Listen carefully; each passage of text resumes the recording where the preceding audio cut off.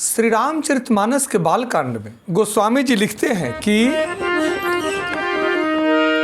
और राम रहस्य अनेका कहाहूँ नाथ अति विमल विवेका। जो प्रभु मैं पूछा नहीं होई, जो प्रभु मैं पूछा नहीं होई, सो दयाल राखहु जनि गोई, सो दयाल राखहु नहीं गोई। माता पार्वती जी कहती हैं कि हे नाथ, इसके सिवाय भगवान श्री रामचंद्र जी के और भी जो अनेक रहस्य हैं, जो उनके छुपे हुए भाव अथवा चरित्र हैं, उनको भी कहिए, हमें समझाइए। हे नाथ, आपका ज्ञान अत्यंत निर्मल है। हे प्रभु, जो बात मैंने न भी पूछी हो, हे दयालु, उसे भी आप छिपा करके न रखिएगा। माता पार्वती जी कहती हैं कि हे देवों के देव महादेव, आप उन सभी रहस्यों को बताएं जो भगवान श्री रामचंद्र जी के चरित्र से जुड़ा हुआ है, जो उनकी लीलाओं से जुड़ा हुआ है।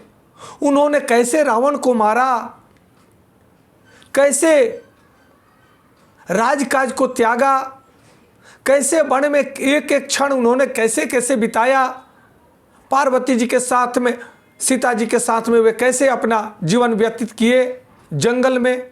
इन सभी क्षणों को, इन अद्भुत लीलाओं को हे प्रभु आप हमें समझाएं।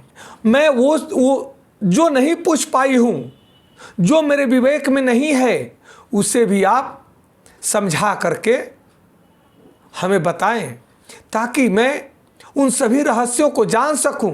मैं परमात्मा के साकार रूप के उन दिव्य रहस्यों को जान सकूं, जिसके कारण पूर्व जन्म में मेरी जो दुर्दशा हुई थी मुझे आज भी याद है।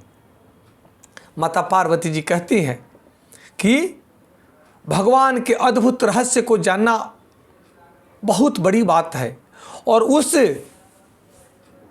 महान रहस्य को सब कोई नहीं बता सकता। इसलिए हे प्रभु, आप ही उसे बता सकते हैं। आप मुझ पर कृपा करके विनम्र भाव से आशीर्वाद रूप में आप अपने इष्ट देव, अपने आराध्य देव भगवान श्री रघुनाथ जी के चरित्र का चित्रण करें, उनके दिव्य शक्तियों का वर्णन करें, उनके गूढ़ रहस्यों का वर्णन करें, जिसे जान करके ऋषि मुनि मोक्ष को प्राप्त करते हैं, जिसे जान करके योगी तपधारी सदैव ही उनके दिव्य रहस्यों में मग्न होकर के ध्यानस्थ रहते हैं। इन सभी शक्तिपूर्ण रहस्यों का उद्घाटन करके आप हमें बताएं, ताकि हमारा जीवन भी धन्य हो सके। कहते हैं कि मन में जिज्ञासा उठनी चाहिए। जिस व्यक्ति के मन में जिज्ञासा नहीं है, वह व्यक्ति ज्ञान को अर्जित नहीं कर सकता, ज्ञान को प्राप्त नहीं कर सकता। यहाँ माता पार्वती जी एक शिष्य की भांति अपने पति देव महादेव से विनम्र निवेदन करती हैं कि आप उन सभी रहस्यों को बताएं, जो श्री रघुनाथ जी के, जो परमात्मा के स्वरूप हैं, जो निराकार हैं, अव्यक्त हैं, अलौकिक हैं, सर्वज्ञ हैं। उस निर्गुण ब्रह्म ने साकार रूप में, सगुण ब्रह्म के रूप में अवतरित हुआ है।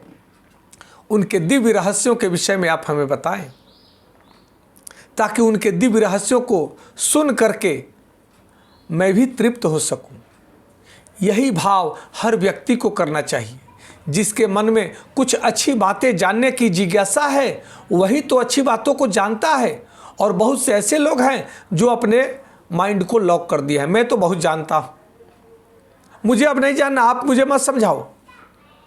ऐसे लोगों से आपको कोई भी ज्ञान विज्ञान की वार्ता नहीं करनी चाहिए।